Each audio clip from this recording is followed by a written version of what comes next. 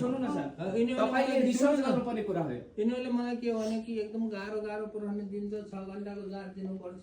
हो सर, अहिले नै प्रब्लम छ। दिमाग सुन्नु न, हजुर, दिमागले भ्याएन त्यसो भने। हजुर, त्यो पहिला त्यो भएन। हजुर सर, अब त्यही भएर मैले जाँचको सिस्टममा सुधार गर भने केही सुधार भएको छैन अहिले। अहिले होइन नि, सुधार हुनलाई त अब आउने ब्याजदेखि हुन्छ नि। अब इक्जाममा तपाईले अहिले सुधार होइन। स्टुडेन्ट फेल भइसकेपछि त्यसको पैसा चाहिँ बाँकीको पैसा चाहिँ रिटर्न गर्नु पर्यो भन्ने हो।